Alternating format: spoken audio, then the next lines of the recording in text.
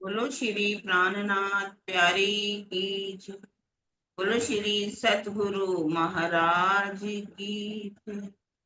पन्ना धाम की जय। सर्व सुंदर साथ की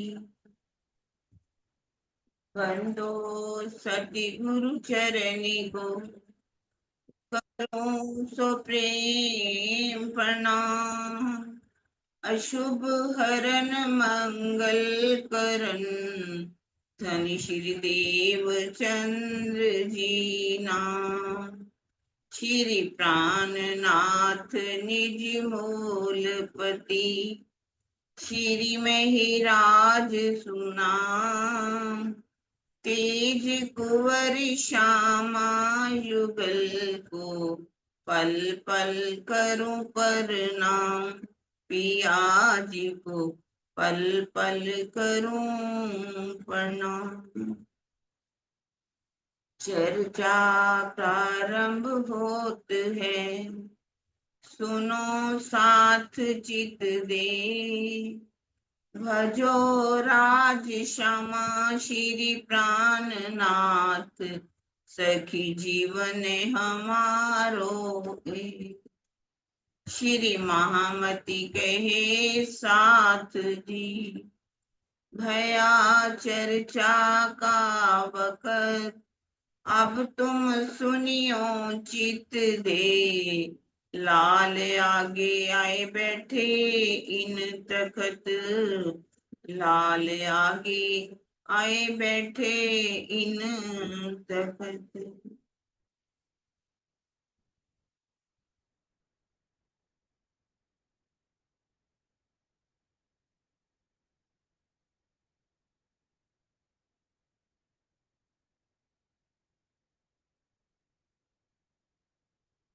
श्री महामती कहे ए मोमिनो जिन पर हुआ मेरा तो खासल खास उम्मत है।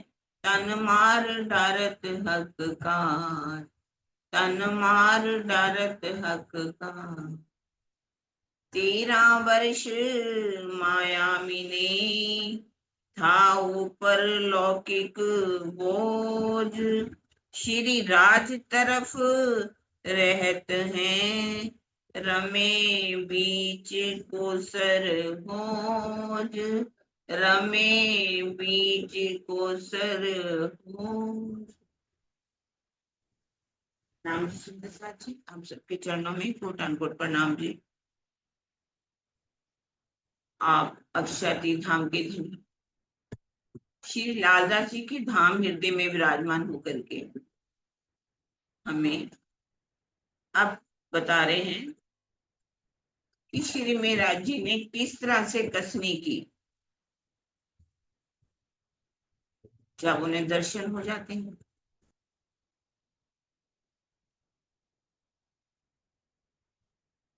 अब कसनी कैसे करती है कितनी जब अपने भाई के साथ कांजी भट्ट के पास लेकर के जाते हैं केशव जी दोनों भाई किस तरह से उनके साथ शास्त्रार्थ करते हैं कि जब महाप्रलय होती है तो क्षीर सागर के अंदर पारब्रह्म अक्षय वट के ऊपर पत्ते के ऊपर कैसे बैठते हैं कैसे वहां रहते हैं उनका ठिकाना कहाँ रहता है जिसका जवाब कांची भट्ट नहीं दे पाते। अब दोनों भाई मिल करके चर्चा सुनते हैं लेकिन समय क्या आ जाता है 1700 का जब उनकी आयु राज्य की 25 वर्ष की लगभग हो जाती है। अचानक गोवर्धन भाई जो है उनका धाम जब धाम गमन हो जाता है तो बहुत ही उदास हो जाते। अब हर पल सोचते हैं कि देवचंद्र जी चर्चा करते हैं तो उनको परम धाम दिखाई देता है तो मुझे क्यों नहीं दिखते। तो मुझे क्या करना चाहिए कसनी करनी चाहिए। मेरे अंदर अवगुण है पहले मैं अपने उन अवगुणों को निकाल लूं।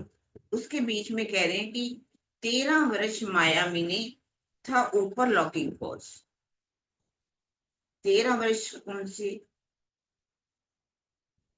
जब 1695 आता है तो उनकी जो शादी है फूलबाई के साथ हो जाती है माघ मास के शुक्ल पक्ष की पंचमी। और अपने भाई गोवर्धन जी के साथ भी उनका बहुत प्रेम रहता। दोनों मिलकर के चर्चा सुनते हैं, अपनी पत्नी से भी प्रेम करते, परम धाम की आत्माएं हैं दोनों भाई भी और फूलबाई। लेकिन क्योंकि उनके अंदर कौन सी आत्मा थी? अमलावती की। अब दो ये प्रेम जो है परम धाम के नाते से भी, हालांकि वो पूरी तरह से कोसर होज अर्थात उस जमुना जी के जल में जैसे आनंद में डूबते हैं, होज कोसर के जल में। क्योंकि रूहों को क्या कहा गया? तुम रूह, तुम होज कोसर की मछली हो, अर्थात प्रेम में डूबने वाली। पर फिर भी यदि वो प्रेम करते हैं गोवर्धन जी से, प्रेम करते हैं फूलबाई से, तो ये राजी कहते हैं कि एक निष्ठ प्रेम में कमी आ जाती है। यदि किसी से बहुत काम लेना, अगर वो सेवा करते हुए माया में डूबती हैं तो उनके ऊपर एक गुनाह लग जाता है। जिस तरह से मेराज जी के ऊपर भी गुनाह लग गया कि उन्होंने फूलबाई को भी प्यार किया, गोवर्धन जी को भी बहुत प्यार किया, उनके कारण वो विरहा में भी बहुत डूब गए। तो ये यहाँ पर बात आती है कि था ऊपर लौकिक बोझ, 13 वर्ष माया में, नहीं 13 वर्ष उन्होंने माया में बिताए। पर वो चर्चा करते हैं। अब एक दिन क्या होता है कि सुनने जाते हैं, उनके मन में आता है कि देवचंद्र जी कैसे परम धाम का वर्णन करते हैं, देखते हैं और वर्णन करते हैं, मुझे परम धाम क्यों नहीं दिखाई देता? मुझे भी परम धाम हो, क्या राज्य से हमारी हुज्जत नहीं है? तो यदि ये हमारा भी पूरा दावा है तो हमें भी परम धाम दिखाना। फिर सोचते हैं कि कुछ मेरे अंदर कमियां हैं, अवगुण है, मुझे अपने अवगुणों को निकालना पड़ेगा। अपने अवगुणों को निकालने के लिए सोचिए कि मैं भोजन जो है कुछ ज्यादा करता हूँ। जैसे कि 4 रोटी खाते होंगे तो 3 शुरू की, 3 से 2 पर आए, 2 से 1 पर आए, 1 से वो एक पैसे भर का भोजन करना शुरू कर दे। भोजन की कमी करते हैं, फिर सोचते हैं कि नहीं, अभी भी मेरे अंदर अवगुण है। जाकर के देवचंद्र जी को कहते हैं, सतगुरु महाराज बता दो मेरे अंदर कोई अवगुण हो। वो कहते देखो, तुम्हारे अंदर कोई अवगुण नहीं, आत्म के अंदर कोई भी अवगुण नहीं होता। तुम्हारा जीव वो भी बिना गुनाह के है, कोई अवगुण नहीं है। तुम अपना ध्यान में डूबो। अब फिर सोचते हैं कि क्या मेरे अंदर कमी है? मेरे पास, मेरी पत्नी के पास कुछ ज्वेलरी है, आभूषण इत्यादि है, पैसा है, वो भी ला करके सतगुरु महाराज के चरणों में रख दे कि सतगुरु महाराज मेरे अवगुण बता दीजिए। फिर अपनी इंद्रियों की परख करते, इंद्रियों की मेरी कुछ लगता है इंद्रियां जो है ना, वो दुनिया की खाने की चीजों के पीछे तो नहीं भागती। बाजार में जाते हैं, जा करके कोई देखते हैं कि मिठाई है या जलेबियां बन रही हैं या कुछ भी बन रहा है, क्या मेरा उसको खाने की इच्छा तो नहीं पैदा होती? फिर यदि कोई रास्ते में सामने कोई हार आ रहा हो तो सोचते हैं, दूसरी गली में मुड़ जाते हैं, ये मुझसे बैठेगा, बातें करेगा, दुनिया की बातें करेगा, राज की बातें करेगा, दरबार की बातें करेगा, मेरा समय खराब हो जाएगा, मुझे इससे बात नहीं कर। इस तरह से करते करते उनका जो शरीर है, हड्डियों का ढांचा, उन्होंने अपना जो घर का सोना इत्यादि था वो भी सदगुरु महाराज के चरणों में रखा। सोना क्यों रखा? उनको ये था कि ये सोने के अंदर क्या होता है, कलयुग होता है। क्योंकि उन्होंने सुन रखा था, जब भागवत सुनते थे, कि जो राजा परीक्षित था, परीक्षित ने जब सोने का मुकुट पहना, तो सोने का मुकुट पहनने के कारण रथ पर सवार होकर के निकले तो वहां पर एक ऋषि बैठे हुए थे। ऋषि ने उनको प्रणाम नहीं किया, सब तो प्रणाम कर रहे थे, उन्होंने उनके गले में सांप डाल दिया था, मरा हुआ सांप। उनके पिता सिंह, जब बेटा सिंह ऋषि आया, उसने देखा कि मेरे पिताजी की इन्होंने गले के अंदर सांप डाल दिया। उन्होंने श्राप दे दिया कि आज के 7वें दिन तुम। जब ये बात पता चली परीक्षित को, क्योंकि जैसे सोने का मुकुट उतारा तो उनको लगा मैंने कुछ गलत कर दिया, और उनको ये भी पता चला कि मुझे जो है श्राप मिल चुका है कि 7वें दिन मेरी मृत्यु होगी। उन्होंने भागवत सुनी, पर ऐसे इंतजाम किया गया कि जो कथा जब जहां होती थी चारों तरफ पानी पानी था, बीच में एक सिंहासन बनाया गया था जिस पर वो कथा सुनते थे, पर सांप किस तरह फूलों में की टोकरी में बैठा और उनको डस लिया।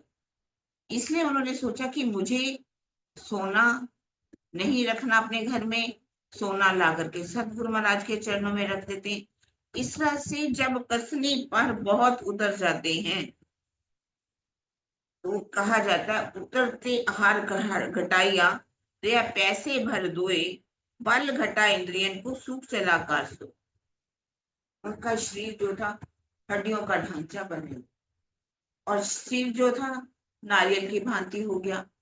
एक एक हड्डी को कहते हैं कि आप गिन सकते थे, हाथों को गिन सकते थे। इस तरह से उनका शरीर जैसे हड्डियों का ढांचा बन गया, जैसे कि हर चीज को संतुलन रखना।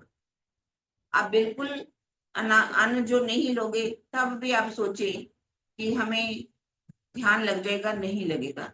जैसे कि गौतम बुद्ध थे, सिद्धार्थ, वो ध्यान लगाते हैं, इतना ध्यान लगा लेते हैं कि अब यहाँ तो पैसे भर खान लेते हैं, लेकिन सिद्धार्थ जो है उन्होंने एक दाना सिर्फ अन्न का लेना शुरू किया था, और इतना बल कम हो गया था इंद्रियों का। निर्जला नदी में नहा रहे थे और सोचा कि अब तो मुझे गांव में जाना पड़ेगा, भिक्षा मांग करके लानी पड़ेगी, तब मैं कुछ बचूंगा। लेकिन वहां जैसे निर्जल नदी बाहर निकलती है, जिस वृक्ष पर ध्यान करते थे, एक सुजाता नाम की लड़की थी। सुजाता जो है उसने कहा था कि मेरे घर बेटा होगा तो मैं आपको खीर चढ़ाऊंगी।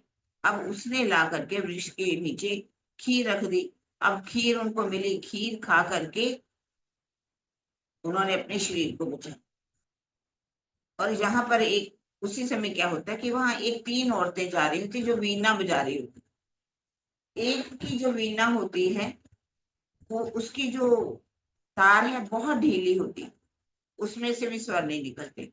यदि एक की इतनी कसी होती है उसमें से भी स्वर नहीं निकलते। स्वर किसके निकलती है? जिसकी तार बिल्कुल सामान्य अवस्था में होती है, ठीक होती है, उसके स्वर निकलते हैं। उनके बोलों में कुछ ऐसी बात सुनाई दे रही थी।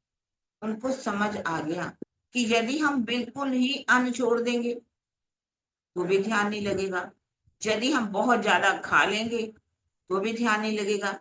इसके लिए जितना जरूरत है शरीर को उतना ही भोजन दो। जैसे ही इतनी कसनी पर उतरते हैं तो छुपाई आती है, तब श्री धाम मुँह आगे फिर वल्या है गिरद, अपना आपा देखिया किया आकार को रद। उनकी सुरता जो है परम धाम के 25 पक्षों को देखने लगती है। जहां तक कि एक झलक जो है उनको किसकी दिखाई देती? अपनी, पर आत्म की भी दिखाई।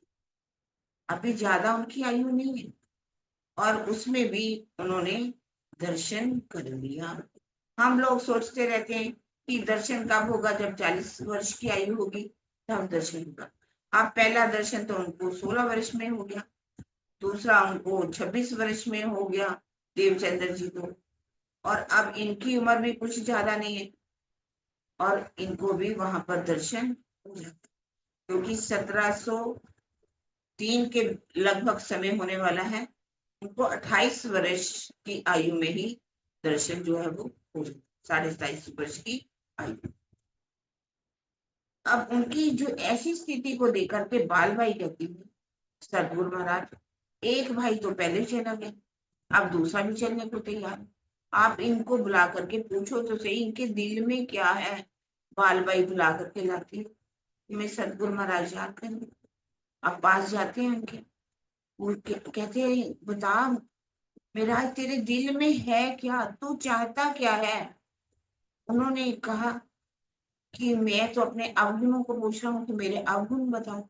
उन्होंने कहा मैंने तुझे कितनी बार बता दिया कि आत्म के अंदर कभी भी कोई अवगुण नहीं है। तो परम धाम की निर्मल इंद्रावती की वासना है, तो अवगुण तो तुम्हारे अंदर नहीं है कोई भी। फिर उन्होंने कहा कुछ बता दो सही, तो इतनी कसने में क्यों उतरा है।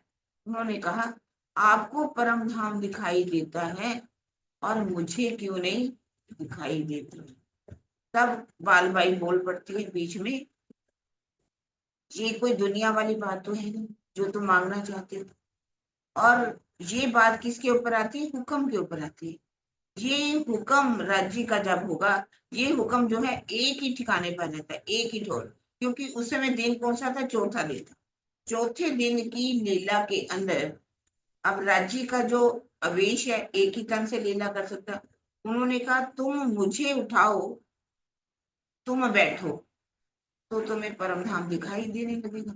क्योंकि उसके बाद उन्होंने पहले ये भी कह दिया कि अगर तुमको मेरे स्वरूप की पहचान हो गई होती तो एक पल भी मुझसे अलग नहीं होता। बाल भाई कहती है तुम्हें इनके स्वरूप की पहचान नहीं है, यदि पहचान हो गई होती तो इनकी परिक्रमा करता, अर्थात इनकी आध्यात्मिक संपदा को तू लेता। जो वो कर रहे हैं तू भी वही करता। अब तुम तो ये क्या मांग रहे हो कि तुम्हें परम धाम दिखाई देता है तो मुझे क्यों नहीं दिखाई देता। ये एक ही समय में एक ही को दर्शन हो सकता है। अगर तुम चाहते हो तो मैं अपना तन छोड़ देता हूँ, तुम्हारे तन से लीला होने वाली है, तुम्हारे तन से लीला होगी तो परम धाम का वर्णन तुम भी करोगे, हर चीज को तुम भी देखोगे। तब इस बात का उनको बहुत दुख होता है कि ये मैंने क्या मांग लिया। तो इसका बहुत ही सुंदर वर्णन आगे चल करके होता है कीर्तन के अंदर। पतित श्रोमण जो कहे, जो मैं किए हैं गुना, मतलब मैं जो किया साहिब सुद्वेश, मैं अपने साहिब के साथ ही द्वेष लगा बैठी कि आपको परम धाम दिखाई देता है तो मुझे क्यों नहीं दिखाई देता। अब इस बात का बहुत ही ज्यादा उन्होंने विरहा भी किया कि ये मैंने होड़ लगा बैठी। चितवन करना बुराई नहीं है, चितवन करनी चाहिए, होड़ नहीं लगानी चाहिए कि उनको परम धाम दिखाई देता है तो मुझे क्यों नहीं दिखाई देता। अब जैसे ही अब बालबाई कहती है सदगुरु महाराज आप ऐसा कीजिए, इनको क्या कीजिए, कोई काम दे दीजिए दुनिया का, ताकि इनके अंदर जो विरहा का भूत है वो उतर जाए। उन्होंने कहा देखो देवचंद्र मेराज, ऐसा करो, तुम्हें कुछ प्राण संहिता, महेश्वर तंत्र, बुद्ध गीता, बुद्ध स्तोत्र कुछ किताबें हैं, तुम जाओ और अहमदाबाद से लेकर के। अब वो उनका कहना मान करके जो उनका विरहा था उनके अंदर आया हुआ वो ज्वर जो है उतर गया। अब वो किताबें लेकर के लिए चलती है।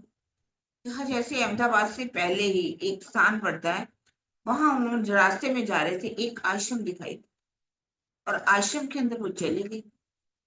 जा करके वहां एक बहुत बुजुर्ग बैठे हुए थे महात्मा जी। कहने लगे बेटा क्या बात, कैसे जा रहे हो। कहते मुझे कुछ किताबें चाहिए, मेरे सतगुरु महाराज ने मंगाई हैं, मैं उन किताबों को लेने जा रहा हूँ। उन्होंने वो किताबें उठाई और उनको दे दी। कहने लगे ये किताबें हैं? कहते हाँ। किताबें लेकर के वो वापस चल देते हैं। जो आगे जा रहे थे अब वो किताबें उनको वैसे ही मिल गई जैसे, कहते लिखा हुआ है कि कई वित्र के अंदर जैसे उन्होंने वापस मुड़ करके पीछे देखा उनको कुछ दिखाई नहीं। वहां ना तो कोई आश्रम था ना महात्मा थे। वापिस आते हैं, आप कहते हैं इनको क्या काम दिया जाए, क्योंकि सेवा करते गांधी भाई जो है, सेवा करते करते क्या होता है पैसा जो है समाप्त होता है। कुबेर का कुछ जाना हो वो भी खाली होने लगता है। सारा पैसा तो वो लुटाते थे। उन्होंने सोचा कि मेरा भाई जो है 25 साल से अरब देश में गया, अब मुझे क्या करना। इनको राज को भेजा जाए अरब देश में, वहां जाकर के खेता भाई को अगर समझा करके ले जाते हैं तो उनका जो कमाया हुआ पैसा है वो किसी न किसी रूप में यहाँ आकर के सुंदर प्रसाद के ऊपर लगेगा राज्य की सेवा हो सकेगी। उनको एक पाती लिख करके दे देते हैं कि ये पाती तुम ले जाओ, एड्रेस भी पूरा दे देते हैं। नाव कुछ समय में जाने वाली है अरब में, आप उस नाव पर बैठ जाओ और वहां पहुंच जाओ। फागुन का महीना था, अपने सदगुरु की आज्ञा से, गांधी की भाई की आज्ञा से नाव पर बैठ जाते हैं और 40 दिन बाद वहां पहुंच जाते हैं अरब देश। और वहां जब आते हैं, घर पहुंच जाते हैं, वहां पर पता करके खेता भाई बहुत खुश होते हैं। अपने ही गांव का कोई मिले उधर का, उसकी खुशी का ठिकाना नहीं था। और पाती भी पड़ता है, सोचते हैं चलो उनको अपने घर में रख लेते हैं, मेरा जी उनके साथ रहना शुरू करते हैं। अब जैसे ही उनको समय मिलता है वो उनको चर्चा सुनाते हैं, कहते देखो खेता भाई, आपके घर में कैसी लीला होती, कैसे राज्य आकर के दर्शन देते हैं, तो तरह तरह से के आड़ी का लीला भी करते हैं। तुम भी वहां चलो, ये मानव जीवन तो बहुत मुश्किल से मिलता है, तुम्हें ये मानव जीवन जो मिला है, ना जाने फिर मिले ना मिले, तुम भी चलो अपनी आत्म को जागृत करो। क्या कहते हैं, दुर्लभ मानव देह है, मिले ना बारंबार, तरवर जो पत्ता झड़े पौधे न लागेगा। ये मानवता बहुत अनमोल है, ये बार बार नहीं मिलता। जैसे एक बार अगर वृक्ष में से पत्ता गिर जाए, फिर सोचो कि उस पत्ते को हम वृक्ष के साथ लगा सकते हैं? कहते तूने दुनिया का ध्यान तो बहुत इकट्ठा कर लिया। अब जैसे वो चर्चा सुनाने की तरफ जाते हैं, कहते हैं मिराज, वो किसी से पैसा लेना था, उसको रजिस्टर में लिख लिया, उसकी पाती उसको लिख दी। कहते हाँ, पैसा भी लिख लिया, पाती भी दे भेज दी है मैंने। फिर अपने काम में लग जाते, काम जो उसको उनको काम करना चाहिए था, पैसे का उनके अंदर इतना लालच था, और काम बढ़ाना शुरू किया। समेटना चाहिए था लेकिन समेट ही नहीं देते। वो बहुत चर्चा सुनाने की कोशिश करते हैं, लेकिन कहा जाता है कि जिसकी अकल तुझ हो उन तिनको नसीहत मत करो जिनकी अकल है तुझ। चर्चा उसी को सुनाया जाता है। जैसे भूमि किसी की सिंचाई अच्छी उपजाऊ हो, उसमें बीज डाला जाए तो वो वृक्ष बनता है, पौधा निकलता है, वृक्ष बनता है। लेकिन जहाँ भूमि ही ऊसर हो, बंजर भूमि हो, कितना भी बीज डाला जाए वो धरती उपजाऊ नहीं होती, वहां बीज नहीं बनता। एक दिन ऐसा होता है कि रहते रहते लगभग 4 साढ़े 4 साल हो जाते हैं। इतना व्यापार उन्होंने बढ़ा दिया होता है। किसी काम के लिए मेरा जी को भेजा जाता है बाहर दूर, कि तुम जाओ और वहां से सारा इकट्ठा जो है पैसा करके लाओ। वो चले जाते हैं और पीछे क्या होता है, खेता भाई का धाम गमन, आदमी तो हो जाता, देवासान हो जाता है। और जब वो वापस आते हैं, इधर शेख सल्ला जो है वहां का, उसने क्या किया, सारी पैसा अपने घर उठा करके ले गया, और जितना भी गोदाम था उनके ऊपर सील बंद लगा दी थी, चाबी अपने पास रख ली। जब वापिस आए मेरा जी, उनको सारी बात का पता चला कि खेता भाई तो चल बसे और सारा पैसा जो है वहां का उठा करके ले गया। शेख सल्ला जाते हैं, उनके पास मिलते हैं, सारी बात बताते हैं, अपने पत्थर लेकर के जाते हैं।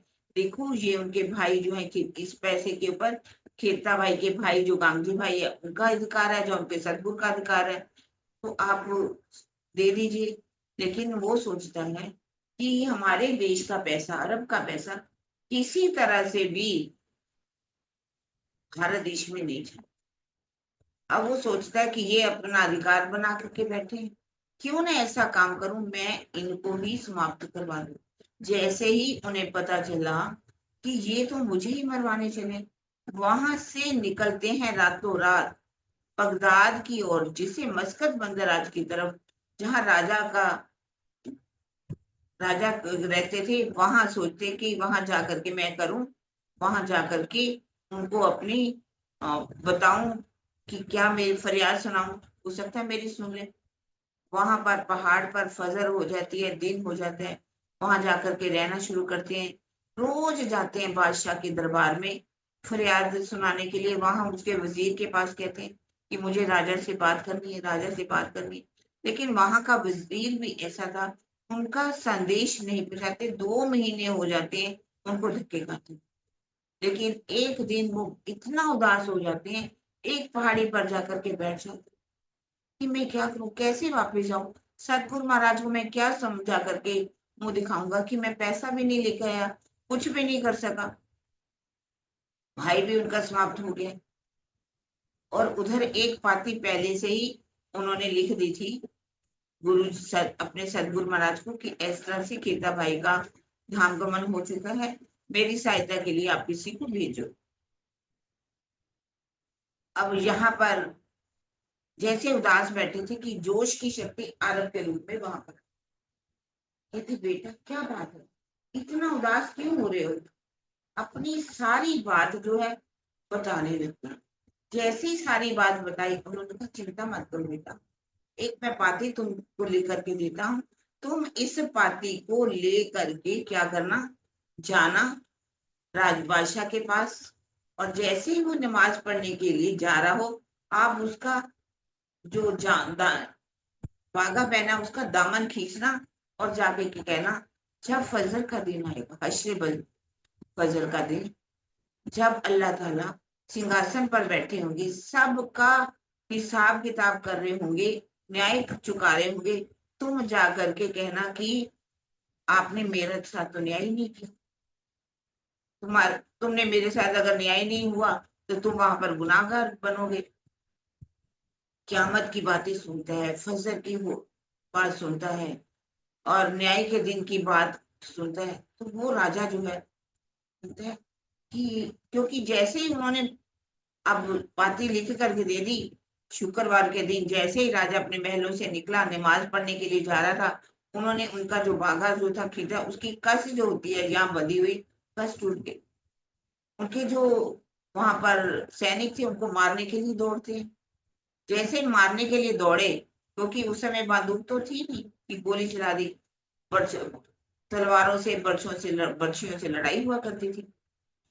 उन्होंने कहा लात खौफ बनी, जब ये बात कही कि ये बेटा तुम्हें क्या कहते हैं, डरने की कोई बात नहीं, और अपने सैनिकों को भी मना कर दिया कि तुम इनको कुछ नहीं करो। कहते बताओ जी तुम क्या कह रहे हो, क्योंकि उस समय पहला उन्होंने एक झटका जो था पकड़ा, और ये बात कही कि हे बादशाह, आज मुझे 2 महीने हो गए तुम्हारे दरबार में धक्के खाते हुए, मेरी फरियाद आप तक नहीं पहुंच रही, कि जब अगर आप मेरी फरियाद नहीं सुनोगे, तो जब न्याय का दिन आएगा, क्यामत का दिन आएगा, तो मैं आप पल्ला झट करके आपसे अपना न्याय मांग लूंगा। क्योंकि चाहे कुछ भी हो, बादशाह था, पर जैसे ही क्यामत की बात सुनती है कि क्यामत की बात कर रहे हैं, क्यामत का समय जब आएगा, अल्लाह ताला न्यायाधीश बनेंगे, न्याय की कुर्सी पर बैठेंगे, हमारा सबका न्याय करेंगे। मैंने कहा बेटा बताओ तुम क्या कहते हो। तब उन्होंने सारी बात अपनी बता दी, कहने लगे चिंता मत करो, अब मैं नमाज पढ़ने जा रहा हूँ, कल जब राज दरबार लगेगा तुम वहां पर आ जाना, मैं तुम्हारा न्याय कर दूँ। अगले दिन जाकर के मेहराज जी वहां पहुंच जाते, दरबार में पहले ही पहुंच जाते। राजा बादशाह जो है आकर के सिंहासन पर बैठ करके सबका न्याय कर रहा होता है। कहने लगे आज मैं उस शख्स का न्याय करूंगा कल जिसने मेरा पल्ला झटका था, आप उसको बुला करके लेके आओ। जल्दी में उन्होंने नाम भी नहीं पूछा था, उनका ड्रेस भी नहीं पूछा था। उस समय 2 सिपाही आते हैं, बोला जाता है कि कौन शख्स है जो अपना न्याय, तो वहां मेराज जी खड़े थे, मेराज जी को वो पकड़ करके राजा के पास ले जाए, बताओ तुम्हारे साथ क्या हुआ था। अब कहने लगे कि जब तुमने, बताओ किसने तुम्हारी जो है जो फरियाद है मेरे तक नहीं पहुंचाई। सामने देखते हैं वजीर कांप रहा है।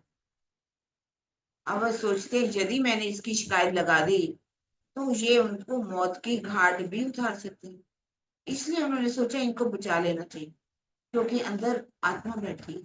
जिसके अंदर आत्मा हो उनका दिल कैसा होगा, करुणामय, वो दयालु है। उन्होंने कहा मुझे इसको बचाना है, क्योंकि यदि हमारे साथ कोई कितना भी बुरा करे, हमें क्या करना चाहिए, उनका उल्टा जवाब नहीं देना चाहिए, उसका भला ही चाहना चाहिए। जैसे सिपाही है, कोई देत कसाला तुमको, तुम भला चाहियो तिन, सरत धाम की ना छोड़ियो, सुरता पीछे फिराइयो। जी। उन्होंने कहा कि बादशाह समझ आता है। कहता कि मैं तो सोचा कि बादशाह सीधे ही मिल लेता है, मैंने आपसे मिलने के लिए कोशिश की, मैंने तो इसको कुछ कहा ही नहीं। राजा समझ गया, कल जो ये कह रहा था कि मैं 2 महीने तक फरियाद लेकर के वजीर के पास गया, आज ये उसी वजीर को बचा रहे हैं। ये हिंदुस्तान के लोग कितने दयालु होते हैं, उनके दिल में के अंदर कितनी कोमलता होती है, वो किसी को भी दुख देना नहीं चाहते। राजा ने सारी बात सुनी और एक चिट्ठी लिख करके शेख सल्ला को दे दी। शेख सल्ला, यदि तुम इनका सामान वापस नहीं करते तो मैं तुम्हें मौत की घाट उतार दूंगा। 2 सिपाही जो है उनके साथ भेजे थे, अपनी मोहर चिट्ठी पर लगा देते और राजा के शेख सल्ला के पास आप पहुंचते हैं, मेरा जाकर के एप्लीकेशन दे देते हैं। पर उसके दिल का जो कुफर है वो नहीं जाता। वो कहता ठीक है, चाबी तो दे देते हैं, उसी समय चाबी पकड़ा दी, सामान भी कुछ पकड़ा दिया। पर क्या कहा, रातों रात क्या क्या गोदाम को आग लगा। इधर श्याम जी और बिहारी जी भी आ चुके थे। श्याम, उन्होंने बिहारी जी को भेजा था और श्याम जी को। बड़ी अच्छी बात की जाती, एक तो करेला और ऊपर से नीम चट, दोनों ही इतना वैर विरोध रखते थे मेराज जी के साथ। उन्होंने सोचा कि अब इनको बदनाम करने का हमें समय मिले। उन्होंने सारी जितना भी लिखा हुआ था हिसाब किताब, लेखा जोखा उनके सामने रखा, इतना पैसा इससे लिया, इसे इतना लिया, ऐसे गोदाम को आग लग गई। तो कुछ सामान जो है उन्होंने उनको दे दिया, कहने लगे बाकी जो पैसा है मैं लेकर के शीघ्र ही वापस आ जाऊंगा अगली नाव पर। अब वो पैसा लेकर के, सामान, सोने की कहते कई छिड़ी थी, सब कुछ लेकर के उनको नाव के ऊपर बिठा दिया गया। जैसे ही नाव पहुंच चली गई, आप दोनों क्या सोचते हैं कि ये अगर पैसा जो है हम दे देंगे तो बदनाम कैसे करेंगे। वो जाकर के कहते हैं पालबाई बुआ, बुआ जो थी पालबाई थी, कहते बुआ आप हमारी सहायता करो। पैसा कहते उन्होंने छुपा लिया, कुछ सोने की छड़े थी समुद्र के अंदर भी फेंक दी। तो सोना जो था सामान फेंक दिया, पैसा छुपा लिया। और कहते पालबाई मेरा भाई तो चोर है, उन्होंने सारा गबन कर लिया, पैसा कुछ वापस नहीं दिया, हमें खाली हाथ लौटा दिया। और कहते हैं मैं अगली नाव में मैं स्वयं आ रहा हूँ, कुछ पैसा लेकर के जितना भी है वो लेकर के स्वयं आएंगे। आप ऐसा कीजिए, सतगुरु महाराज को किसी तरह से भी बना दीजिए, सतगुरु जी महाराज उनका प्रणाम ही स्वीकार ना करें। अब जैसे ही नाव पर उन्होंने आना था और ये भी कह दिया जी अगर महाराज यहाँ पर आ गया, सारी बात जो है हमारी बता देंगी सतगुरु महाराज को, गांधी भाई को, और क्या है सारी बदनामी हमारे सिर पर आएगी। आप जाकर के राजा को जाकर के शिकायत कर दो कि महाराज जो है पैसा हड़प करके आ रहा है, उसको अंदर जेल में बंद कर दिया। बालबाई भी कुछ ऐसी थी, उसने जल्दी में निर्णय ले लिया, क्योंकि वो कुछ चंचल बुद्धि की थी, तीक्ष्ण बुद्धि थी, भावनात्मक भी थी। कहते हैं कि कभी भी ऐसी जो महिला है उसको अपना पूरा जो है राज दरबार का या किसी का भी पूरा उत्तरदायित्व उस पर नहीं सौंपना चाहिए कि उसको इतना दे दो कि वो दूसरों को परेशान करे। क्योंकि कुछ औरतें ऐसी हैं कि फैसला बड़ी जल्दी में लेते हैं। कहते हैं कि फैसला कभी भी जल्दबाजी में नहीं लेना चाहिए, सोच समझ करके लेने। वो उठी राजा के पास गई, राजा को इधर कहती है कि मेरे भाई का जो पैसा है मैं राज लेकर के आ रहे हैं, आप ऐसा कीजिए कि उनको बंद कर लीजिए, उनसे पता कीजिए कि उन्होंने पैसे का क्या किया, और यदि पैसा आए तो पैसे पर अधिकार किसका होना चाहिए, गांधी भाई। जैसे ही वो वहां से उतरे नाव से, उनके राजा के जो राज दरबारी थे उनको पकड़ करके ले गए, उनसे सारी बात पूछी गई, उनसे जितना पैसा वो इकट्ठा करके लाए थे वो राजकोष में पैसा चला गया। उन्होंने कहा इस पैसे पर मेरा अधिकार नहीं है, इस पैसे पर किसका अधिकार है, या गांधी भाई का अधिकार है, या मेरे सतगुरु का महाराज है। मेरे पास जो भी है, मेरे सिर्फ 4 कपड़े हैं और मेरा इसमें कुछ भी नहीं। राजा ने देखा जी, तो इन्होंने कुछ लिया ही नहीं, सच सच बोल दिया। पैसा तो कहते हैं कि राज में जो पैसा चला जाता है कभी वापस नहीं होता। जैसे कि कहते हैं कि हड्डियां गंगा में डाल दी जाए, तो हड्डियां काफी, गंगा में डाली हुई हड्डियां वापस नहीं आती। इस तरह से राजा के पास पैसा चला जाए और वापस आ जाए, ये तो नहीं हो सकता। आप सोचते हैं कि मैं चल करके सतगुरु महाराज को मिलता हूँ। आप बाल भाई को कहते हैं कि वहां से तो वो छूट गए हैं, अब वो आएंगे सतगुरु महाराज से मिलेंगे। आप जाकर के उनको कैसा भी कीजिए, सतगुरु महाराज को उनको नहीं मिलना चाहिए। अब बाल भाई कहते देखो, ये जो मेराज है उसने चोरी तो की, पैसा भी लूटा है। आप कैसे भी हो, आपको उनका प्रणाम स्वीकार नहीं करना। यदि आप प्रणाम स्वीकार कर लोगे तो कुएं, जो उनके घर के पास कुआं होता है, इस कुएं में मैं छलांग लगा। सतगुरु महाराज क्या कर, उन्होंने जैसे ही देवचंद्र जी वहां, जैसे ही मेराज जी आए, देवचंद्र जी वहां लेटे हुए थे, उन्होंने अपने मुख के ऊपर कपड़ा डाल लिया। देख रहे हैं कि मेराज आ गए, पर वो उनका प्रणाम स्वीकार नहीं किए। वो उनको बार बार प्रणाम कर रहे हैं, पर चरणों में झुक रहे हैं, लेकिन वो प्रणाम स्वीकार ही नहीं करते। उनसे कोई बातचीत नहीं कर। कहते देखो सतगुरु महाराज, मैं महराज हूँ, मैं आपके पास आया हूँ। आपके पास 1703 में गया था, 5 वर्ष हो गए मुझे आपकी जुदाई सहन करते हुए। मैं आपका दर्शन करना चाहता हूँ, मैं आपसे बातचीत करना चाहता हूँ। कुछ तो मेरे से बातचीत कीजिए, कोई तो कुछ तो मेरा गुनाह बताइए। जब वो कुछ नहीं बोलते, तो उस समय उनके मन में भी क्या आ गया, सब मान जाग गए। अभिमान नहीं जागा कि मैंने इतना कुछ किया, इतनी सेवा की, पर एक सब अभिमान आ गया। अच्छा सतगुरु महाराज, यदि इतनी देर से मैं कह रहा हूँ आप मेरा प्रणाम स्वीकार नहीं करते, अब जब तक आप नहीं बुलाओगे मैं भी आने वाला नहीं। वहां से चले जाते घर में, सामलिया ठाकुर के पास जाकर के रहते। 2 वर्ष तक सामलिया ठाकुर के पास रहते हैं। ना सतगुरु महाराज ने बुलाया, और अब वो ना ही मिलने के लिए। अब हर त्योहार आता है, दिवाली का त्योहार है, तो कितना विरहा करती कि आज दिवाली का त्योहार, सतगुरु महाराज सब सुंदर साथ, बहुत सुंदर कपड़े वस्त्र पहनेंगे, आज आपके साथ खुशियां मनाएंगे, मिठाई बांटेंगे। एक मैं इंद्रावती जी की आत्मा आपके दर्शन भी नहीं कर सकती, आप मुझे बुलाते भी नहीं। फिर जब होली का त्योहार आता है, कहते आप साथ सुंदर साथ मिल करके आपको गुलाल लगाएंगे, आपको सब टीका लगाए, आप भी सबको टीका लगाओगे, कितनी खुशी होगी। और मैं आपके पास नहीं आ सकती। आज आसू महीना पूर्णमासी का दिन है। आज पूर्णमासी के दिन, उससे पहले उनका देवचंद्र जी का जन्म भी आता है 14। कहते आज जो है 14 का दिन है, आज देवचंद्र जी का जन्मदिन, मेरे सतगुरु महाराज का। आज सब सुंदर साथ कितना आनंद करेंगे, आपका जन्मदिन मनाएंगे। अगले दिन पूर्णमासी का जैसे दिन होता है, आज चंद्रमा खिला हुआ है, किस तरह से आज पूर्णमासी की रात को आप सब मिलकर के रास खेलेंगे। क्या आप मुझे नहीं बुलाओगे, मेरी आत्मा आपके लिए तड़पती रहेगी।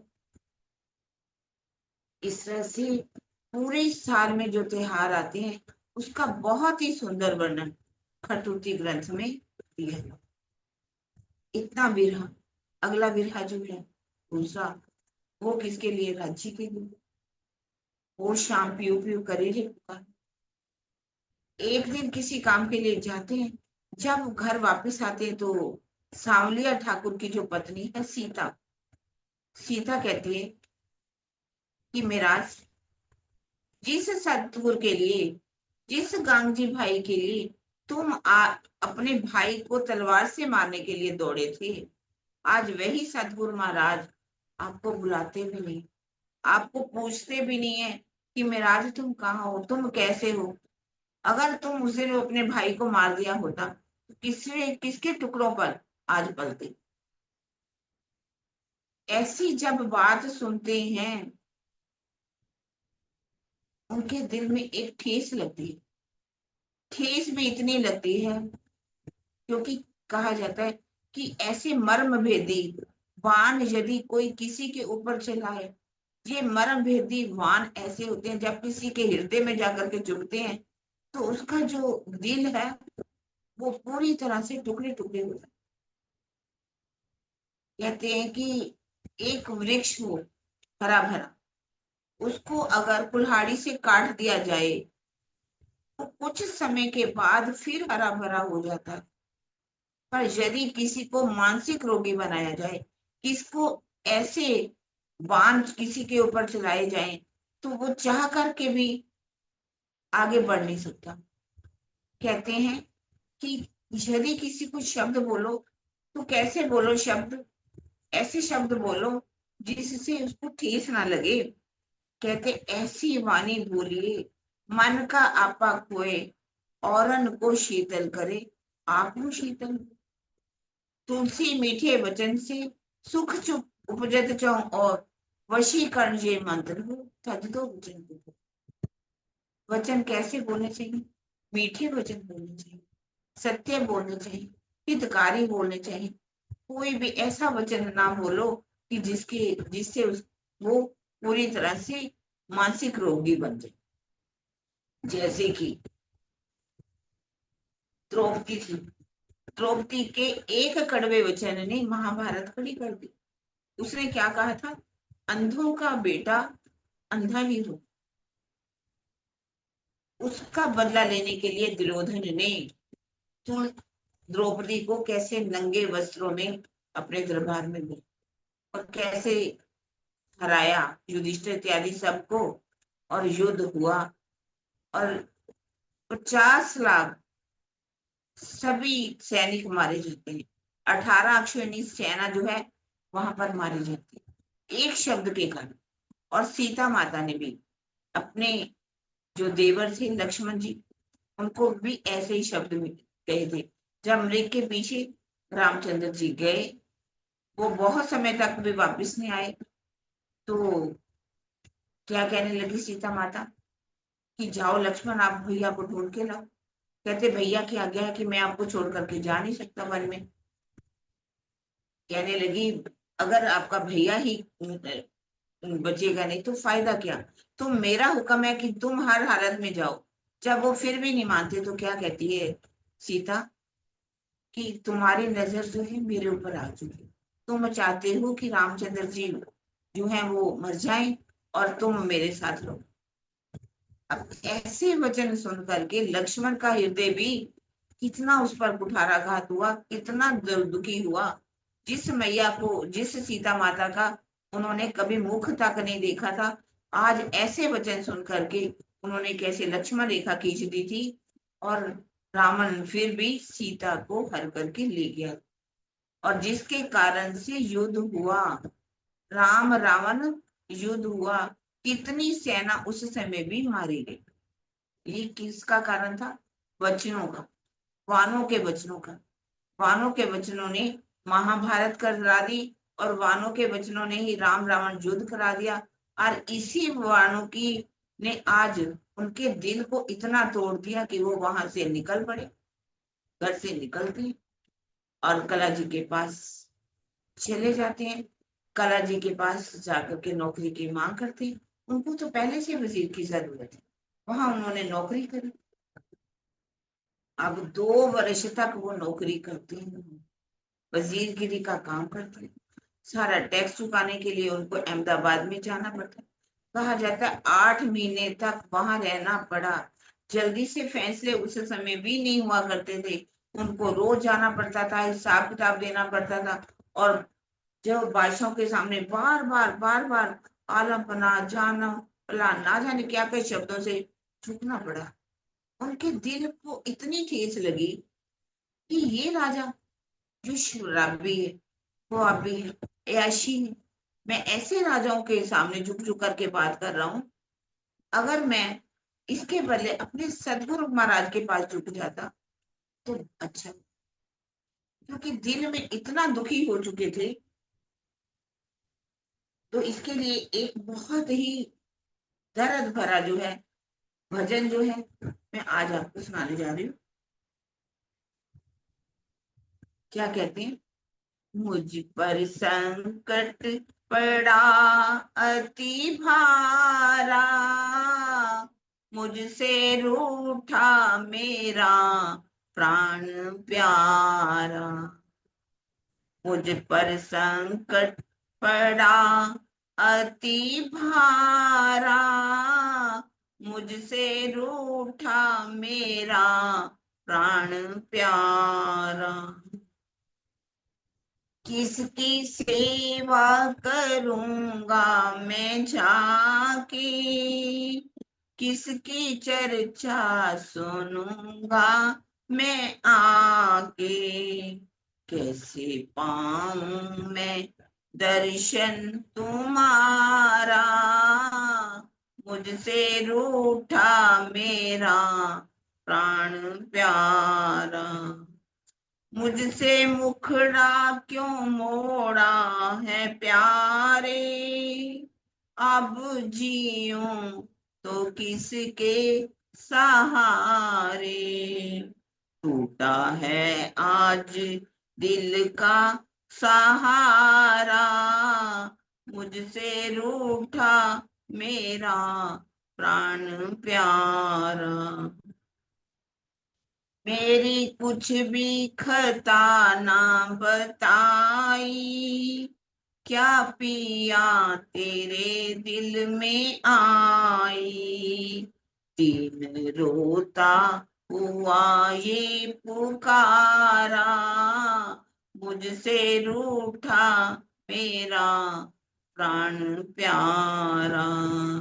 मुझ पर संकट पड़ा अति भारा, मुझसे रूठा मेरा प्राण प्यारा। क्योंकि धनुष के कहते हैं जो तीर है, जब अंदर निकल जाते हैं तो वापिस नहीं। इस तरह से यहाँ पर भी अहमदाबाद में जब उनका दिल टूट जाता है, आकर के कहते हैं राजा को कि राजा अब जी मुझसे काम नहीं हो पाएगा। इधर क्या है, सदगुरु महाराज जो है वो धाम चलने का समय है। वो कहते कोई भी जाओ और जा करके सतगुरु महाराज को बुला करके ला। बाल भाई जाती है, बाल भाई को भेजा जाता है, बाल भाई तुम जाओ और बुला करके लेके आओ। बाल भाई जाती है, कहते तुम्हें ज्यादा नहीं कहते कि बुला रहे हैं, जाना चाहिए नौतनपुरी में देवचंद्र जी से मिल सतगुरु महाराज से मिलना चाहिए। ऐसे इधर उधर की बातें करके चली जाती। पर सतगुरु महाराज उनको इतना याद करते हैं, इतना याद करते हैं कि कहते हैं कि अब मेरी सुरता जो है धाम की ओर लग रही है। बहुत अच्छी छुपाई है। इन समय श्री देवचंद्र जी की फिरी सूरत निज धाम, बुलाए लियाओ श्री महराज को मेरे हजूर इस ठाम।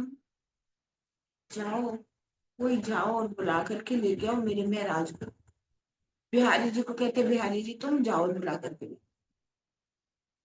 बिहारी जी बुलाने के लिए कहते पिताजी की तबीयत जो है वो कुछ खराब हो रही है, और वो उन्होंने दवाई मंगाई, अंबर कस्तूरी मंगाई। महाराज अंबर कस्तूरी का इंतजाम करते हैं। कस्तूरी मृग के जो नाभि में होती है, वो खाने से इतनी ताकत होती है कि शरीर जो है बहुत अच्छा हो जाता है।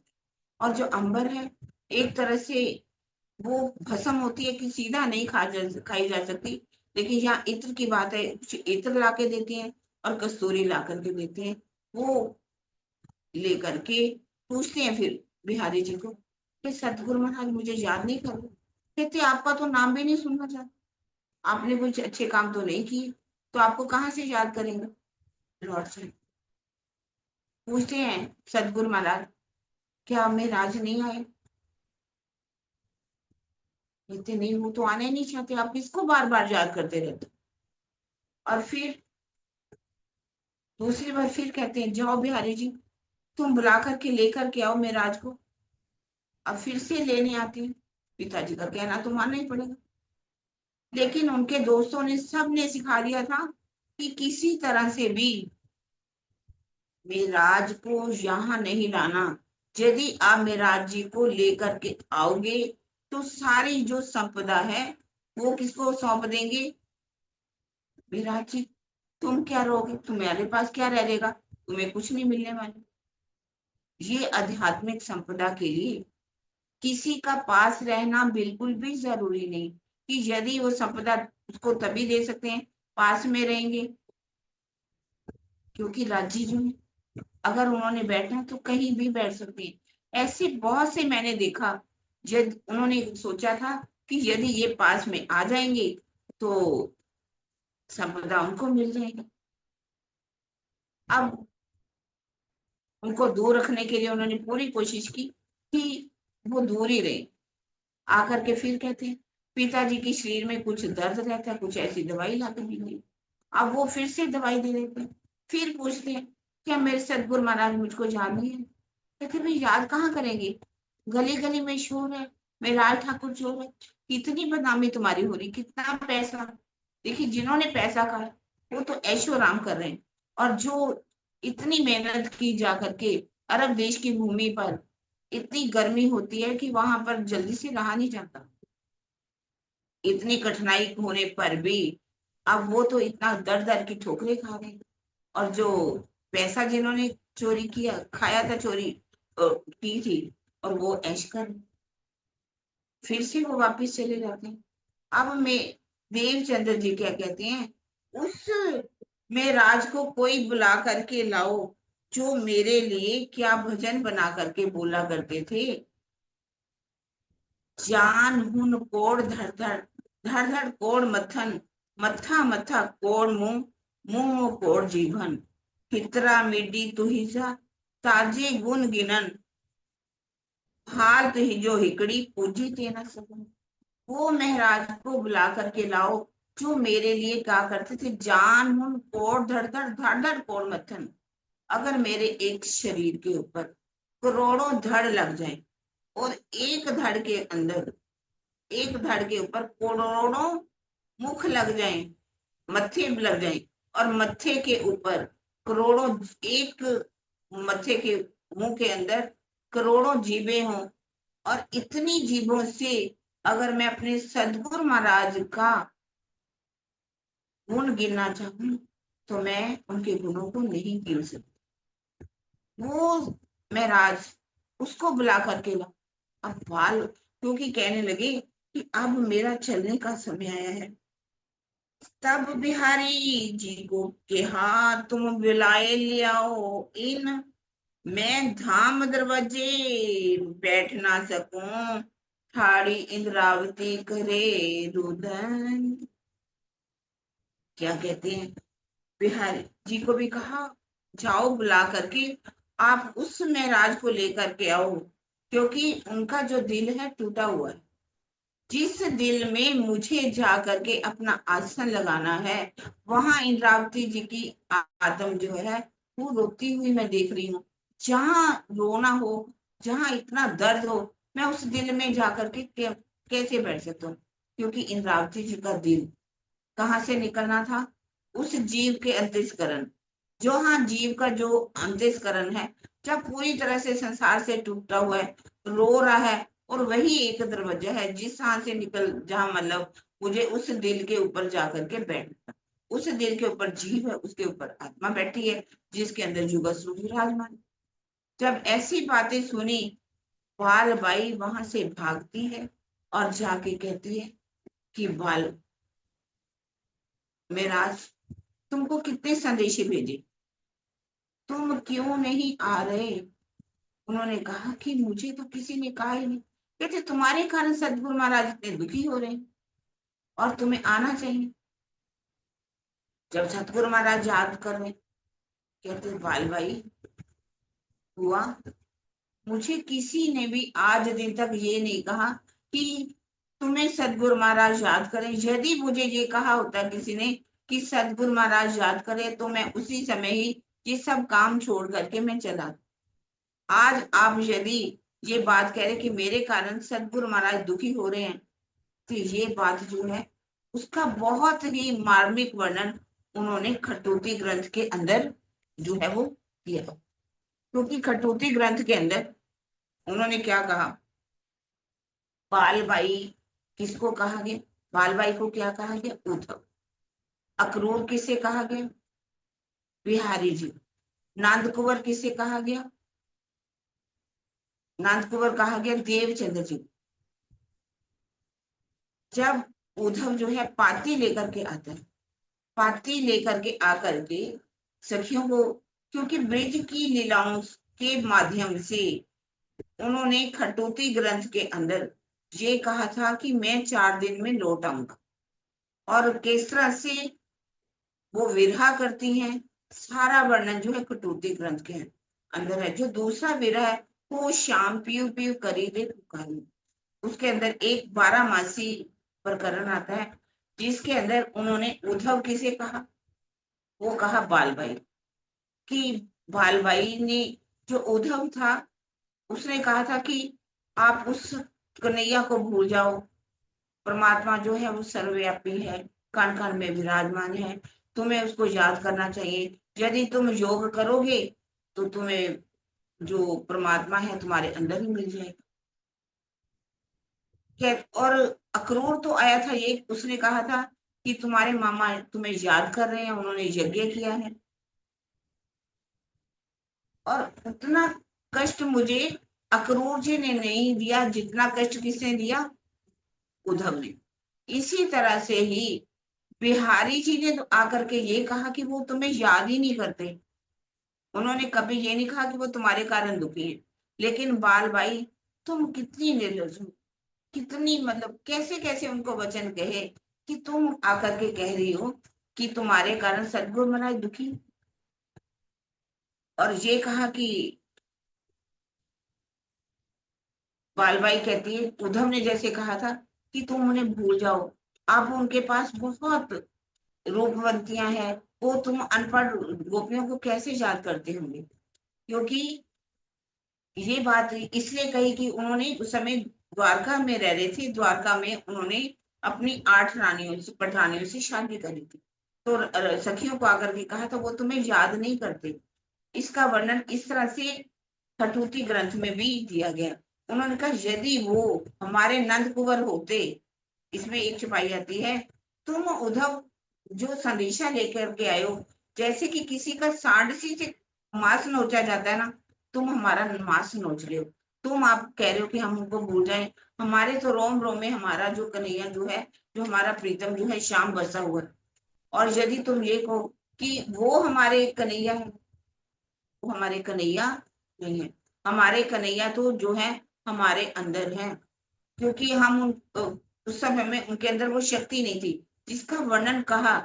ये कहा कि यदि वो हमारे नंद कुंवर होते, अर्थात आगे की बात उसमें कही गई है, गादी के ऊपर कौन बैठ चुके थे, बिहारी जी आगे बैठ जाएंगे। उन्होंने कहा यदि वो हमारे नंद कुंवर होते तो ना तो फूलबाई का त्याग करना पड़ता, ना वो प्रणाम, ऐसा हो ही नहीं सकता कि वो प्रणाम स्वीकार ना करते। इस तरह से बहुत ही वर्णन जो है, मार्मिक वर्णन जो है उन्होंने इस खटूती ग्रंथ में किया। अब वो उसी समय ही क्या करते हैं, सारा काम काज राजा को कहते हैं कि अब ये काम काज मुझसे नहीं होता, क्योंकि उन्होंने काफी संभाल भी लिया था, एक आदमी भी रख दिया था, उसको सिखा दिया था। सारा काम काज छोड़ करके चले जाते हैं सतगुरु महाराज के पास, जा करके चरणों में प्रणाम करते हैं। जैसे ही, क्योंकि वो इतनी उम्र हो चुकी होती है, जाकर के लेटे होते हैं चरणों में। जैसे ही उन्होंने अपना सिर रखा, उनको एहसास हुआ कि मेरा महराज है। उन्होंने कहा कौन आया है, उन्होंने कहा मैं इंद्रावती जी की हाथों, अर्थात मैं आया हूँ महराज। बहुत खुश हुए, अच्छा हुआ तुम आ गए। मैं तुम्हें कब से कितने संदेशे भेजे तुम्हें बुलाने के लिए, तुम क्यों नहीं आए? उन्होंने कहा, मुझे किसी ने संदेशा ही नहीं दिया कि आप मुझे याद कर रहे हो। यदि किसी ने ऐसा कहा होता तो मैं उसी समय दौड़ा चला आता। उन्होंने कहा, अब भी मैं सारा कामकाज छोड़ करके किसी के ऊपर डाल करके आया हूँ। उन्होंने कहा कि क्या फिर से आप जाओगे कला जी के पास? कहने लगे, नहीं सतगुरु महाराज, आप मुझे याद करे हो, अब मैं आपके पास रहूंगा। मैं अब उस काम के लिए, दुनिया के काम के लिए मैं बिल्कुल भी जाने वाला नहीं हूँ। उन्होंने कहा, सारी बात जो है इस तरह से कि मैं तो पहले भी आना चाहता था, पर किसी ने मुझे संदेशा ही नहीं दिया और मुझे कहा कि मैं चोर हूँ। मैंने कितना मेहनत की, किस तरह से मुझे मारने के लिए दौड़े, किस तरह से सारा पैसा इकट्ठा करके मैंने इन दोनों भाइयों को दिया और इन्होंने मेरे ऊपर चोरी का इल्जाम लगा दिया। अब बाल भाई के कहने पर आपने मेरा प्रणाम भी स्वीकार नहीं किया, क्योंकि यहाँ प्रणाम स्वीकार ना करने, देखिए राजी कितना प्यार करते हैं अपनी रूहों पर, कितना लाड करते हैं, अपने ऊपर भी इल्जाम लगवा लेते हैं कि मैंने जो है प्रणाम स्वीकार, देना क्या था उनको, विरहा में डुबोना। विरहा के बिना कभी राज्य दिल में नहीं आ सकते। जब तक टूटे अंतस्करण, यार दुनिया से जब हमारा अंतस्करण टूट जाएगा तो राज्य भी हमारे टूटे हुए हृदय में आकर के बैठेंगे। उनका मेराज जी का जो दिल था उसको संसार से इस तरह से तोड़ दिया, विरहा में डुबो दिया, क्योंकि अब उनको वाणी का अवतरण उनके द्वारा होना था, जिस कारण से राजी ने अपने ऊपर भी स्वीकार कर लिया। हालांकि यहाँ भी बात आती है, आगे खटूती ग्रंथ में ये भी कहा है कि यदि उस समय मैं अपना, अभिमान तो था नहीं, सब अभिमान भी छोड़ देती, वहीं पर बैठ जाती, क्योंकि जिस पर, अपने माशूक पर यदि हम सच्चे आशिक हैं तो उसमें अभिमान क्या, सब अभिमान क्या, उस समय मैं वहां पर बैठ जाती, लगा करके एक हड़ताल, जैसे कहते हैं कि भूख हड़ताल कर देती, बैठ जाती कि सदगुरु महाराज मुझे नहीं मिलाते। लेकिन कारण इसका बनना था। कारण क्या था? विरहा में उनके अंतस्करण को तोड़ना था, क्योंकि विरहा के बिना धने, विरहा नहीं ब्रह्मांड में, बिना सुहागी नाथ तम पियो की वतन पाके पाओ। ब्रह्म सृष्टियां ही विरहा करती हैं। दुनिया वाले कितनी मेहनत करते हैं, कितना तप करते हैं, शरीरों को गला देते हैं, लेकिन उस पारब्रह्म के प्रेम के विरहा में वो भी अपने आप को नहीं डुबो सकते। अब 22 दिन तक में, उससे पहले क्या होता है, जब ये सब बातें हो जाती हैं तो थाल भोजन का आता है, सामने रखा जाता है। कहते महाराज आप भोजन कर लो। भोजन जैसे ही कहते कि देखो सदगुरु महाराज, बिहारी जी भी वहां बैठे हुए हैं, बातें सुन रहे हैं, उनको गुस्सा भी बहुत आ रहा है। अब महाराज जी को मालूम है कि इन्होंने मेरे साथ क्या किया, और कहते हैं कि आओ बिहारी जी आप मेरे साथ भोजन करें। वो कहते हैं मैं तुम्हारे साथ भोजन नहीं कर सकता, थाली को इधर कर दे। वो कहते सदगुरु महाराज, दोनों सेन में क्या बात हो रही है? कहते सदगुरु महाराज, इनको आज्ञा करो ना, ये मेरे साथ भोजन कर ले। जो परम धाम की आत्मा है वो किसी के अवगुणों को नहीं देखती, वो परम धाम की अंदर बैठी हुई उस आत्मा को देखती है कि मुझे इसे प्यार करना है। कितना भी कोई कष्ट दे, प्यार करना चाहिए हमें। ये बहुत बड़ी सिखापन हमें उन्होंने दी है। तब उन्होंने कहा तू परम धाम की आत्मा है, मिलकर के क्यों नहीं भोजन कर लेती? बिहारी जी बैठो ना, विराट जी के साथ भोजन करो। अब उन्होंने सतगुरु महाराज का कहना माना। थाली जो रखी थी खिचड़ी की, उसमें एक लाइन खिचड़ी, ये हिस्सा तुम्हारा, ये हिस्सा। अब यहाँ जो बांटा गया, क्योंकि अध्यात्म संपदा किसको मिली? महाराज। माया की संपदा किसको मिली? माया की गद्दी किसको मिली? बिहारी जी। अब भोजन कर लेते। 22 दिन तक वो वहां रहते इकट्ठे, और वहां पर सारी जितनी विषय की बातें थी, सारी बातें बता देते हैं। शकुंतल और सकमार की बातें करते हैं, 12,000 आत्माओं की बात करते हैं, जागने की बातें करते हैं, और आत्माओं की बात करते हैं कि मुसलमानों के अंदर भी आत्माएं हैं, इस तरह से तुम्हें सबको जगा करके लेके आना है, सारी जागने का शोभा जो है तुम्हें मिलने वाली है। और 22 दिन जब हो जाते हैं कहते हैं बुधवार चतुर्दशी को 1712 में महीना था भादों का। भादों के महीनों में रात के समय क्या है, उनका अंतर्ध्यान हो जाता है। और उस समय लिखा हुआ है कि बिहारी जी को कुछ चिंता भई। अब बिहारी जी जो है सोचते हैं कि ये जो है गादी मुझे मिलनी चाहिए। अंतर्धान हो जाता है।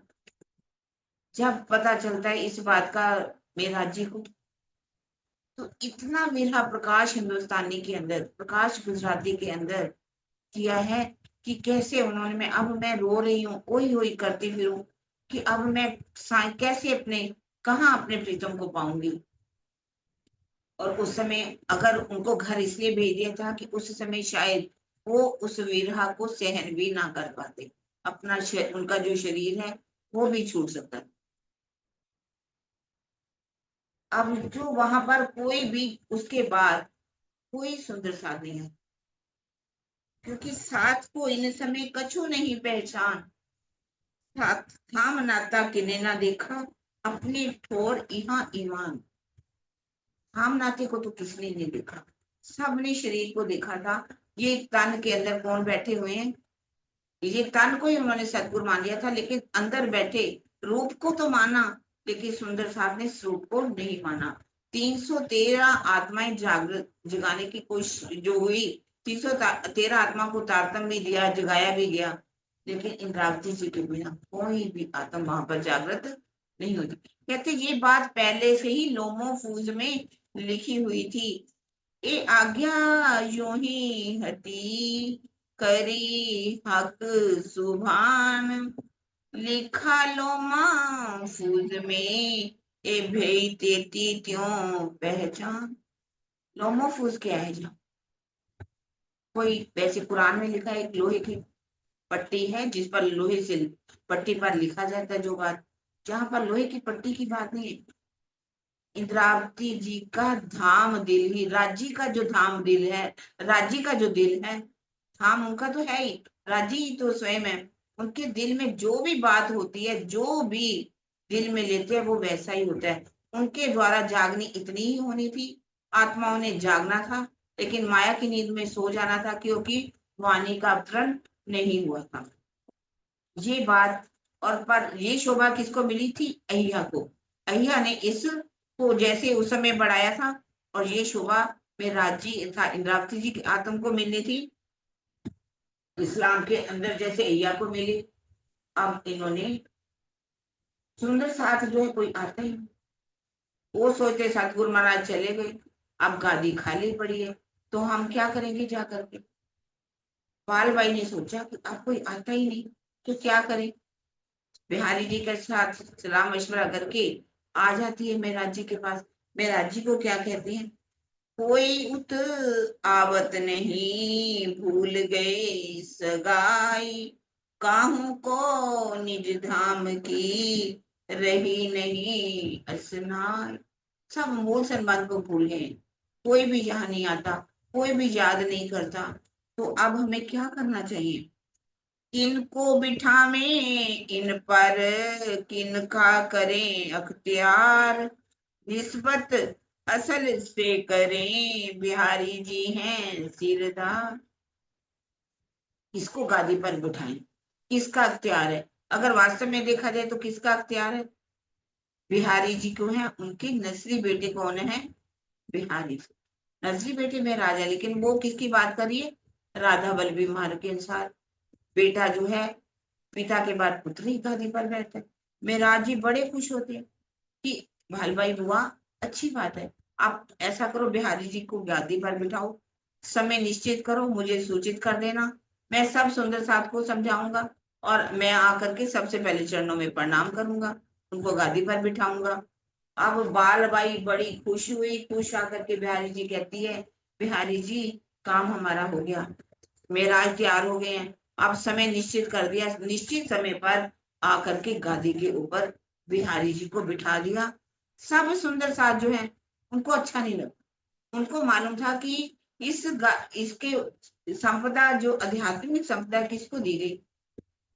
आध्यात्मिक संपदा किसको दी जाती है? जो उसका अधिकारी होता है। गादी पर बैठने पर किसी को भी आध्यात्मिक संपदा नहीं मिली। जब उन्होंने कहा था तुम उठो, मैं मतलब उठूं तो तुम बैठ जाओ, अर्थात यदि गादी पर बैठने पर ही किसको आध्यात्मिक संपदा मिलती, तो आध्यात्मिक संपदा सबसे पहले किसको मिलती? बिहारी जी। बिहारी जी गादी पर बैठे, अब वो चर्चा करते हैं, लेकिन चर्चा कौन सी करते? बाहरी चर्चा। सुंदर साध को उनकी चर्चा में कोई रस नहीं आता, पर वो अपना तुगलकी फरमान जो है, क्योंकि उन्होंने सुंदर साध को समझा दिया था कि सुंदर साध जी, यदि आप मुझे प्यार करते हो तो बिहारी जी को अपना धामधनी मानो। उनको वो गादी पर बिठाया गया है, उनकी चर्चा सुनने के लिए सब आओ, पर सब सुंदर साध को स्वयं जाकर के चर्चा सुनाते हैं 4:30 बजे के बाद। इससे पहले क्या होता है, स्वयं भी 3 बजे उठ जाते हैं, उठ करके जा करके पहले बिहारी जी महाराज को प्रणाम करते हैं, फिर चर्चा सुनते हैं, और चर्चा सुन करके अपने राज दरबार में चले जाते हैं, कार्य करते हैं। वहां जो फरमान जारी था कि दोनों टाइम सब सुंदर साथ को चर्चा सुनने आना ही आना है। एक किसान सुंदर साथ पहुंचा, जैसे कि बारिशों का समय आए, उन्होंने खेती में काम करना होता है, बीज बोना होता है। यदि खेती नहीं करेंगे तो खाएंगे कहाँ से?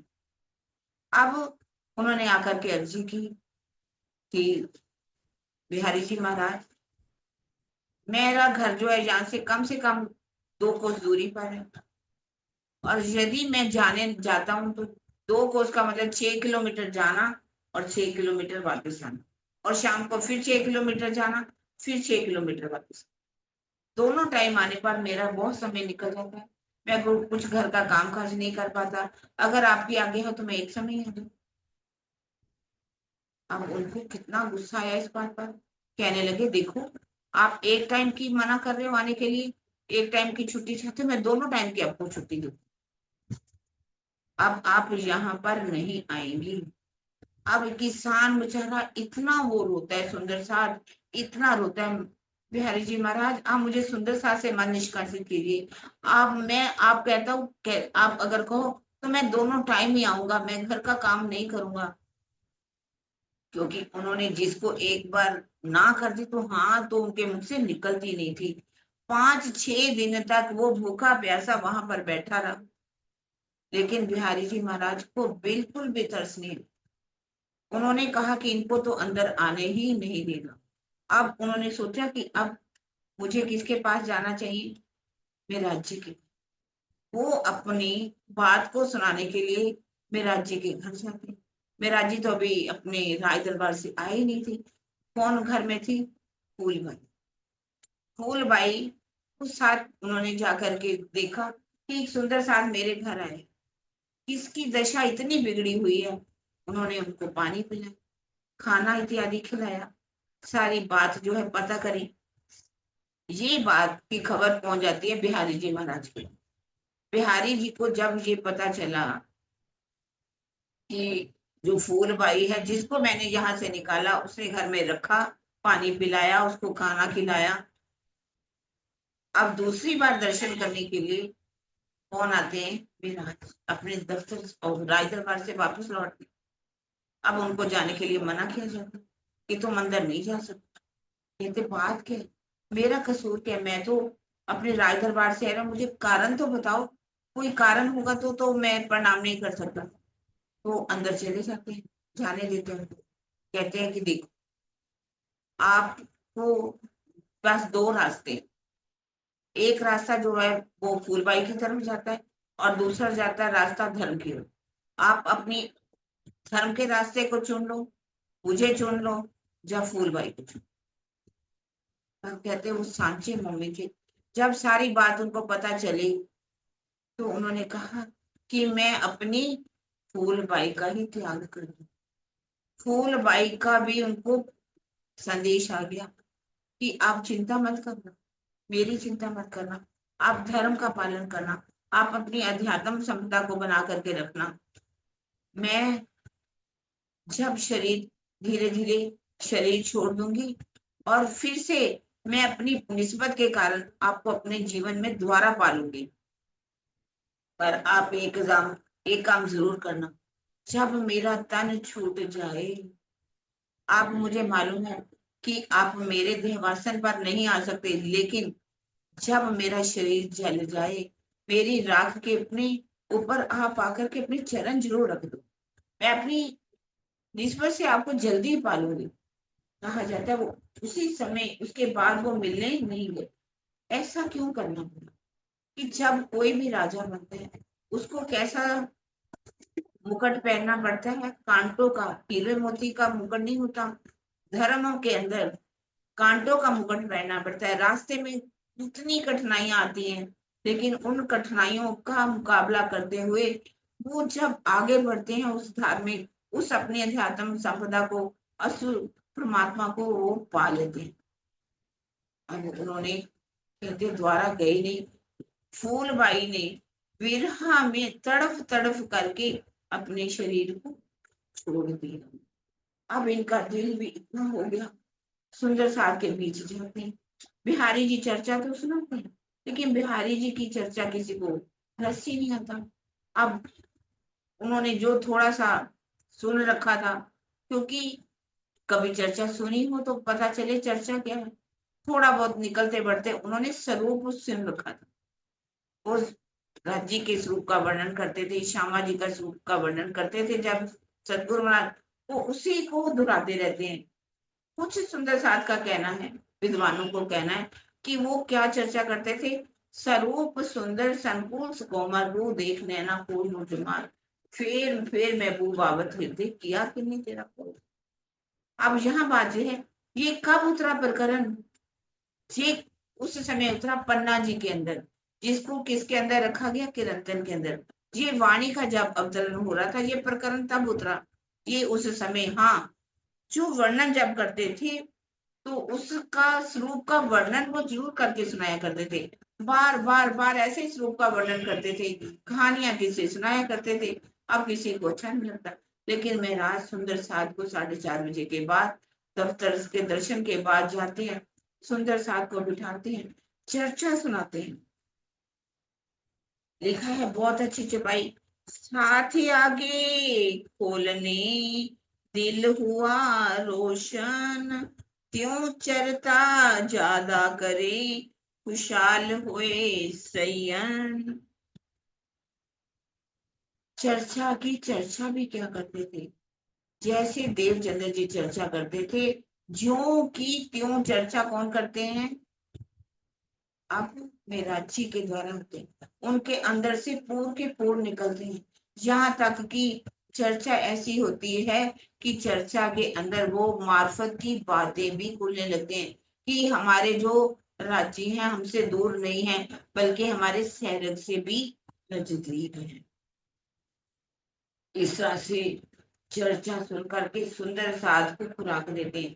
अब वो सोचते हैं कि मैं यहाँ चितवन भी कराते हैं, चितवन के अंदर भी बहुत सुंदर साथ डूब जाते हैं, सुरता को लगाते हैं। अब उनकी इच्छा है कि मैं सभी सुंदर साथ को बुलाऊं और सभी सुंदर साथ को बुला करके उनको भी चर्चा सुनाऊं। उसके लिए उन्होंने क्या लिखा है कि गोविंद भेड़ा, ये संसार क्या है? गोविंद भेड़ा है, और गोविंद भेड़े से ही पैसा कमाया। छुपाई आती, इन भांत बंदगी के लगे करने विचार, गोविंद भेड़े के काम को उहाँ ही खबरदार। ये संसार क्या, भले ही गोविंद भेड़ा है। गोविंद भेड़े की कहानी आप सब तो सुनी होगी। गोविंद पटेल नाम का एक व्यक्ति था, उसने एक बना रखा था अपना साम्राज्य। जो भी उसमें से निकलता था उसको उसमें फंसा लेता था। 3 महात्मा थे, वो वहां से निकल रहे थे। सबने मना किया कि महात्मा जी यहाँ से मत निकलो, यहाँ एक गोविंद पटेल नाम का रहता है, वो आपको फंसा लेगा। उन्होंने कहा हमारे ऊपर कोई असर नहीं। तीनों महात्मा उसी नगरी में घुस जाते हैं। जब वो निकले होते हैं, बहुत तरह तरह से दुकानें सजी होती हैं, हर कोई बुलाता है हमारे से सामान ले लो, हमसे ले लो, ये ले लो, वो ले लो। लेकिन वो कहते कि हमें जरूरत नहीं है, जिसने हमें भेजा है जब जरूरत पड़ी वो दे देंगे। पहले महात्मा जी जो है वो निकलने जा ही रहे थे, गोविंद पटेल को पता चला ये तो तीनों मेरी नगरी से निकल जाएंगे, तो वो कंबल लेकर के, 3 कंबल लेकर के खड़ा हो गया। पहले को कहा महात्मा जी कंबल ले लो, सर्दी का मौसम आने लगा, आप यहाँ से निकल तो रहे हो। उन्होंने कहा जब सर्दी आएगी तो हम तब देखेंगे, अभी अपने ग्रह करने की क्या जरूरत है, सामान इकट्ठा करने की क्या जरूरत, कहाँ कंबल उठाते फिरेंगे। वो बाहर, दूसरा महात्मा जी भी देखा देखी बाहर निकल गए। तीसरे माता जी ने कदम बाहर रखा, जैसे ही एक अंदर था, वो कहने लगा आप तो ले ही लो, ये तो दोनों निकल ही चुके हैं, कंबल की जरूरत पड़ेगी। उसने सोचा हाँ, कंबल की जरूरत तो पड़ेगी। जैसे ही कंबल को हाथ दिया, वो अंदर चला गया, और कहा जाता है वो भी क्या है, भूत बन गया। मतलब क्या, पहली है ब्रह्म सृष्टि, वो कभी भी सामान की इच्छा नहीं करती कि मैं ये इकट्ठा कर लूं, वो इकट्ठा कर लूं, उसके अंदर लालच नहीं आता, क्योंकि ये संसार पूरा ही गोविंद भेड़ा है। इसमें आपको तरह तरह से आकर्षण मिलेंगे, हर तरह की विलासताएं मिलेंगी, लेकिन वो इन विलासताओं में नहीं पड़ेंगे, ऐश्वर्य में नहीं पड़ेंगे, छोड़ देंगे, वो राज्य की बंदगी में ही लगे रहेंगे। दूसरे कौन थे, ईश्वरी सृष्टि, वो भी निकल जाती, लेकिन जो जीव सृष्टि है वो इस माया के बिना नहीं बच। कहते ये संसार भले ही गोविंद भेड़ा है, लेकिन माया का काम किससे होगा, माया से ही होगा। उन्होंने सोचा कि अब मैं क्या करूं, सभी सुंदर साथ को बुलाऊं। उसके लिए उन्होंने राज दरबार में जाकर के जितना पैसा वो तनख्वाह का लेते थे, उन्होंने वही जमा कराना शुरू किया। अब सामान इकट्ठा करना शुरू किया। कैसे वो सामान इकट्ठा करते हैं, कांजी भाई को रखते हैं, क्या क्या उनको देते हैं कि आपने कैसे हाथ कंजूसी नहीं करना, सबकी सेवा के लिए सारा सामान इकट्ठा करना है। अब कैसे बिहारी जी के लिए वस्त्र बनाए जाएंगे, नागजी भाई के लिए सामान, आभूषण तैयार किए जाएंगे, सुंदर साज के लिए आटा घी दे सब बिहारी जी इस तरह से जाकर के शिकायत कर देंगे। और शिकायत करने के बाद वो हफ्सा में जाएंगे, प्रबोधपुरी में जाएंगे, वाणी का अवतरण होगा। आज जो है हम इस चौपाई को दोहरा देते हैं।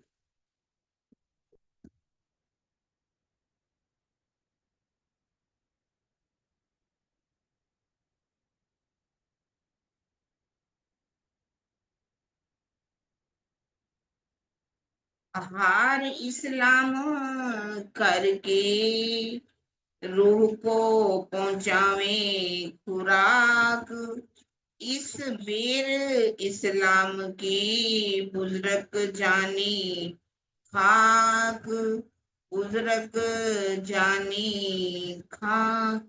बोलो श्री प्राणनाथ प्यारे की जय।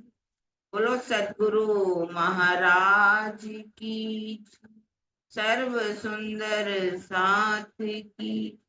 प्रणाम।